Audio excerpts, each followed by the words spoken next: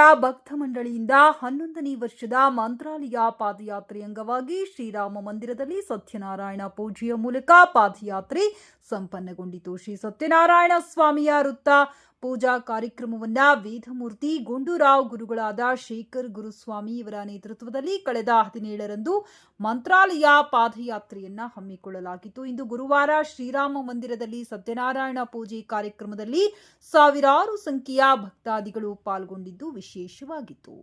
ಸರಸಿಜಾಕ್ಷಿಯ ಕಂಡವಗೆ ಮರುಳಾಟದಿ ಪರವಶನಾಗಿ ಪರವಿವೇಶ ಧರಿಸಿರುವವಗೆ ಗಗನರಾಜುಗೆ ಹೋದವಗೆ ಬಗೆ ಬಗೆ ನುಡಿಗಳ ನುಡಿದವಗೆ ಅಗವಾಸಿಗೆ ನಿನ್ನ ಮಗಳನ್ನು ಕುಡಿಯಲು ಗಗನರಾಜ ಸತಿಗಿಳಿದವಗೆ ತನ್ನ ಕಾರ್ಯದ ಮಾಡವಗೆ ಇನ್ನೊಬ್ಬರ ಹೆಸರೇಳಿದವಗೆ ಮುನ್ನ ಮದುವೆ ನಿಶ್ಚಯವಾಗಿರಲು ತನ್ನ ಬಳಗ ಕರೆಸಿರುವವಗೆ ಎತ್ತಿ ನಿಬ್ಬಣ ಹೊರಟವಗೆ ನಿತ್ಯ ತೃಪ್ತನಾಗಿರುವವಗೆ ಉತ್ತರಾಣಿಯ ಓಕರನುಳ್ಳು ತೃಪ್ತನಾಗಿದೆ ಇರುವವಗೆ ಒದಗಿ ಮೋಸಕ್ಕೆ ಬಂದವಗೆ ಸದಯನಾಗಿರುವವಗೆ ಮುಖದಿಂದಲೇ ಶ್ರೀ ಪದ್ಮಾವತಿಯ ಮದುವೆ ಮಾಡಿಕೊಂಡ ಮದುಮಗಗೆ ಕಾಂತೆಯಿಂದ ಸಹಿತಾದವಗೆ ಸಂತೋಷತೆ ಹೆಸರೇಳಿದವಗೆ ಸಂತರ ಶ್ರೀಮತನಂದ ಶ್ರೀಶನ ಶಾಂತಮೂರ್ತಿ ಸರ್ವೋತ್ತಮಗೆ ಮಂಗಳವೆನ್ನಿರಿ ವೆಂಕಟಗೆ ವರಗಿರಿಯಲ್ಲಿ ನಿಂತಿರುವವಗೆ ವರಹದೇವರ ಅನುಸರಿಸಿ ಸ್ವಾಮಿ ಪುತ್ರಣಿಯಲ್ಲಿರುವವಗೆ ಮಂಗಳವೆನ್ನಿರಿ ವೆಂಕಟಗೆ ವರಗಿರಿಯಲ್ಲಿ ನಿಂತಿರುವವಗೆ ಕಲ್ಯಾಣಾಪುರಗಾತ್ರಾಯ ಕಾಣಿತಾಪುರಾಯ ಶ್ರೀಮದ್ರಂಗನಾಥಾಯ ಶ್ರೀನಿವಾಸಾಯ ಮಂಗಳಂ ಪೂಜ್ಯಾಯ ರಾಘವೇಂದ್ರಾಯ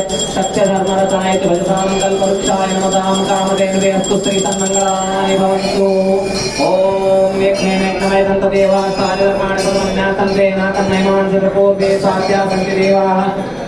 ಓಂ ರಾಜಾದಿರಾಜಾಯ ಸುತೈತಾಹಿನೇ ನಮೋ ಶರಣಕುಮೇ ಸಮಯ ಕಾಮಾನ್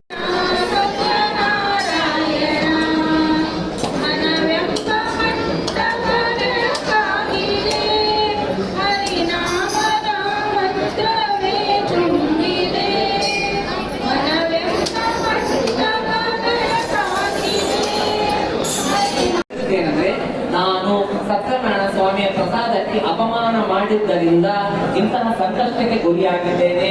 ಅದಕ್ಕೆ ಏನು ಪರಿಹಾರ?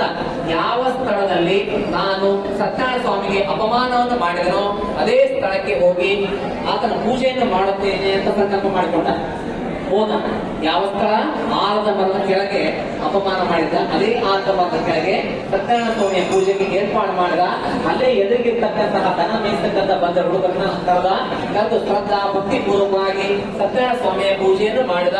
ಅದರಿಂದ ಸಂತುಷ್ಟನಾಗಿರ್ತಕ್ಕಂತಹ ಸತ್ಯನಾರಾಯಣ ಸ್ವಾಮಿ ಅವನಿಗೆ ಬೇಡದ ವರವನ್ನು ಕೊಟ್ಟ. ಹೀಗೆ ರಾಜ, ಆ ದೇಶದ ರಾಜ ಪುನಃ ತನ್ನ ರಾಜ್ಯವನ್ನ ಪಡೆದುಕೊಂಡು ಸಂತೋಷದಿಂದ ಬಾಳಿ ಮೋಕ್ಷಕ್ಕೆ ಬಂದಿದ.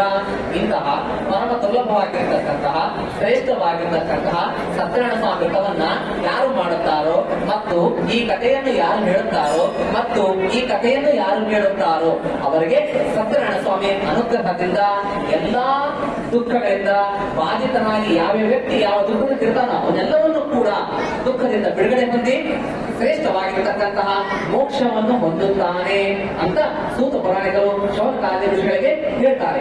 ಈ ಕಲಿಯುಗದಲ್ಲಂತೂ ಶ್ರೀ ಸತ್ಯನಾರಾಯಣ ಸ್ವಾಮಿ ವ್ರತವು ಶ್ರೇಷ್ಠವಾಗಿರ್ತಕ್ಕಂತಹ ವ್ರತ. ಈ ವ್ರತವನ್ನು ಬಡವನು ಮಾಡೋದ್ರಿಂದ ಉತ್ತಮವಾಗಿರ್ತಕ್ಕಂತಹ ಐಶ್ವರ್ಯವನ್ನು ಹೊಂದುತ್ತಾನೆ. ಬಂಧಿತನು ಬಂಧನದಿಂದ ಮುಕ್ತನಾಗ್ತಾನೆ. ಹೀಗೆ ಸತ್ಯನಾರಾಯಣ ಸ್ವಾಮಿಯ ವ್ರತವು ಮಾಡುವುದರಿಂದ